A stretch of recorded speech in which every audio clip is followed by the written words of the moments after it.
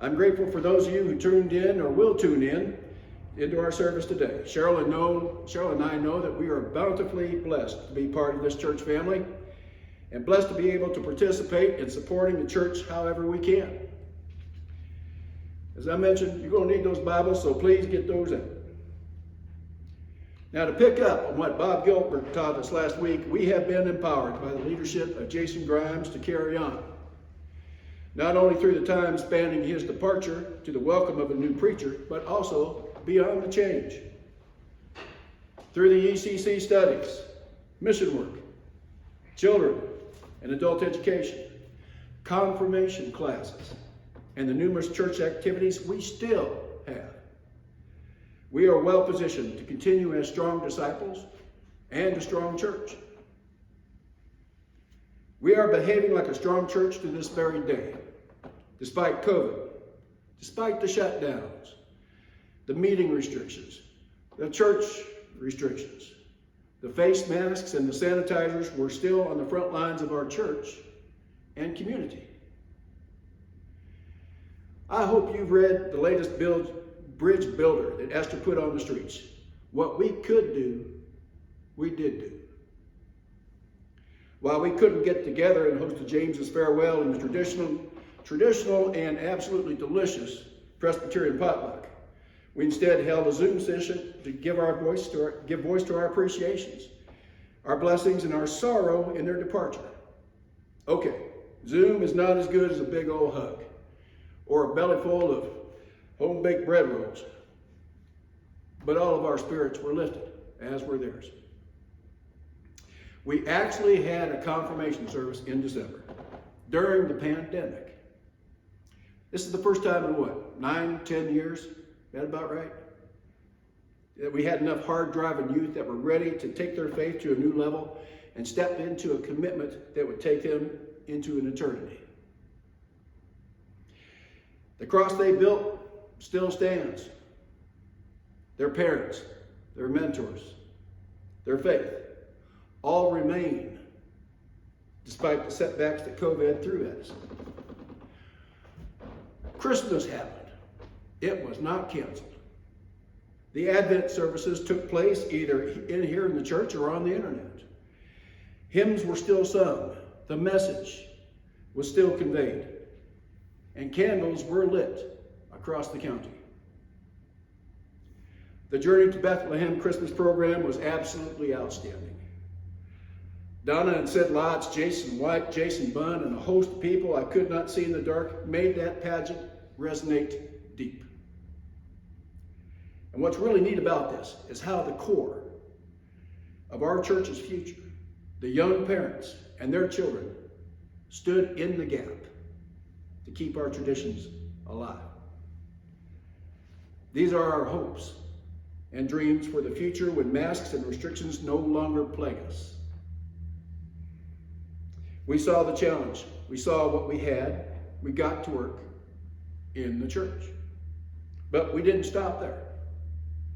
We looked and are still looking outside our own church walls for what needs to be done. Over 200 pounds of food was gathered at the Christmas program. Now, I get a little lost on this part. I understand there was quite a bit more than 200 pounds, but the coconut bonbons may have disappeared. You've got to ask Esther for the rest of that story. And speaking of Esther, the Glasgow Food Pantry is still in business and taking care of families right and left. I suspect we'll be asked to pony up some more canned goods around or during Super Bowl Sunday, and the pantry will get that chow to the folks that need it. But they're not just treading water. They made sure some of the important upgrades to protect the food took place also, and installed their own standalone electric generator. The Presbyterian women aren't sitting still either. They've been on fire, sending money to abused women homes. They've sent $1,500 to dig fresh wells in other countries. And they're still on the front lines, supporting Project Horizon, Natural Bridge Clothes Closet, and on multiple efforts of Christmas giving and visitations across this community. Give Carol Tolley a call. She's bursting with information on the Presbyterian women, although she might regret that I put her name out there. Because of overwhelming demographics, the Natural Bridge Ruritans might look like an extended branch of the Highbridge Church family. I'd say a good 90% of their members are also members of the church. I raise the point because they not only kept alive their community drive for most of the COVID season, they even set a new record for fundraising. Monies that go directly to hospice and 4-H, dictionaries for kids, Glasgow and the Natural Bridge Fire Departments, RATS, Murray River Center, and more. This is part of our family. Look, with COVID, the political upheaval, anxieties, fears, and tears, all the things that we've been doing, the entire list, what does that look like to you? Let's go to the scriptures. I'll give you a little time here to look up Acts 11, 19 to 30.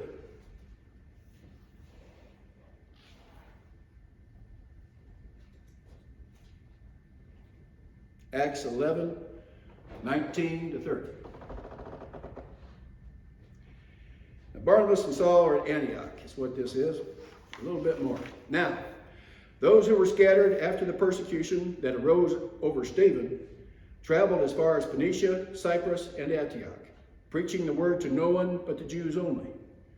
But some of them were men from Cyprus and Cyrene, who, when they had come to Antioch, spoke to the Hellenists, that's the Greeks, preaching the Lord Jesus. And the hand of the Lord was with them. And a great number believed and turned to the Lord. Then news of these things came to the ears of the church in Jerusalem. And they sent out Barnabas to go as far as Antioch. When he came and had seen the grace of God, he was glad, and encouraged them all that the purpose of heart they should have continued with the Lord. For he was a good man, full of the Holy Spirit and of faith. And a great many people were added to the Lord. Then Barnabas departed for Tarsus to seek Saul, and when he found him, he brought him back to Antioch.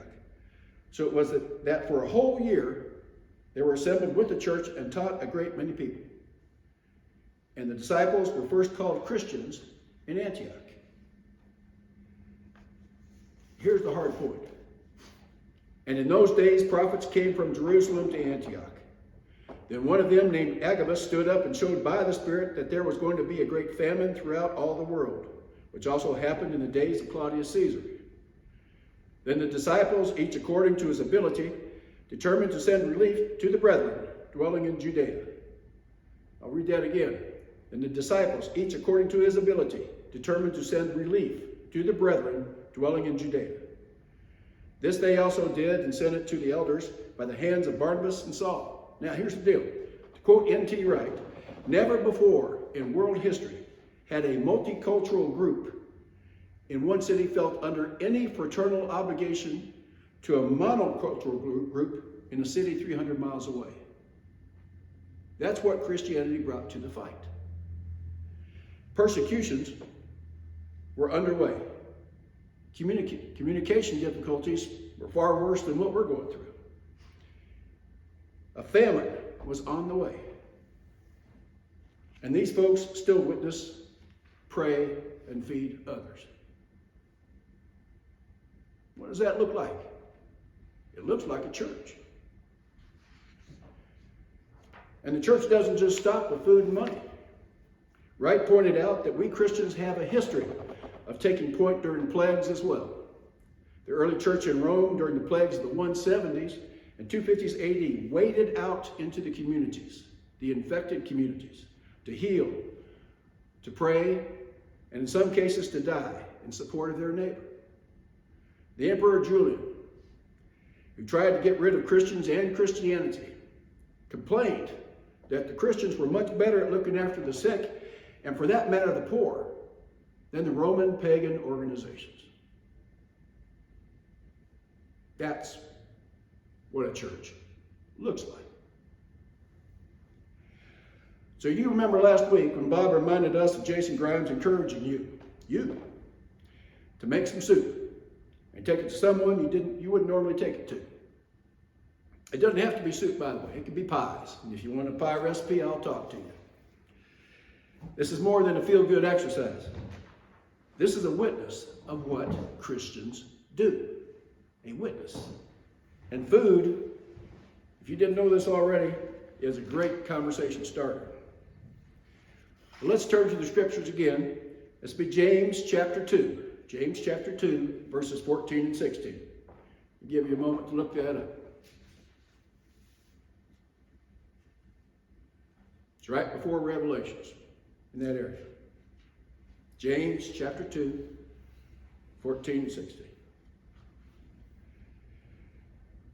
What does it profit, my brethren, if someone says he has faith but does not have works? Can faith save him? If a brother or sister is naked and destitute of daily food, and one of you says to them, depart in peace, be warmed and filled, but you do not give them the things that are needed for the body, what does that profit? So, if you struggle as I do to be a verbal witness of Jesus Christ, and I do struggle, well, then food for the hungry, money where it's needed, healing where there are sick. That's a testimony that carries weight. So here you are. You don't have a famine, but you have a pandemic. As you were reminded last week, you are empowered. Walking down memory lane with Bob, you remember you have a strong biblical background. You are in good biblical company. If you don't know that, then here's some scratches for that itch. We call it Sunday school. Sarah Smith, she's taking care of the children's class on the topic of children level studies via Zoom, and they meet on Sunday mornings. Donna Lotz is leading the middle and high school students every Sunday afternoon. Their focus is on the Old Testament, and it's called To Mission. Now here's the deal. They've got a youthful perspective as part of their studies. I say that because Bob Gilbert and his young adult class are also studying the mission call of the Old Testament, but with a young adult focus. They meet via Zoom every Sunday morning too. On that same topic, Gail Tolley is teaching kids class with the mission call of the Old Testament, and their perspective is of a senior adult nature. They meet Sunday mornings in person inside the Sunday school building. Of course, we have the empty nesters. I teach that on Zoom every Sunday mornings, and we're taking a peek at N.T. Wright's recent book on God and the pandemic. And we'll include all of our teachers' emails in the home worship email later this afternoon. If you have any questions about it, please get in touch with them or me and join us, because biblical teaching still goes on. We're a church. Here's the deal. High Bridge Presbyterian Church is still going strong.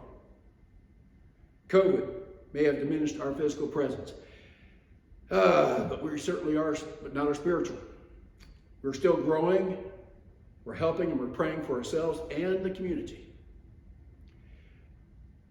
I wanted to spend some time with, just to describe just how far this has gone, just how far we've gone and what we've accomplished for others. I want to make sure you knew everything across the board, because sometimes when we're sitting in our little pods, we don't get to see how much is happening. So how can you help?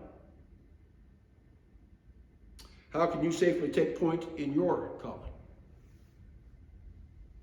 Think of it this way. What do you want to bring into 2021? You've heard this question recently from Dr. Carl Utley. About 2 weeks ago, wasn't it, that he gave us that sermon? Yeah.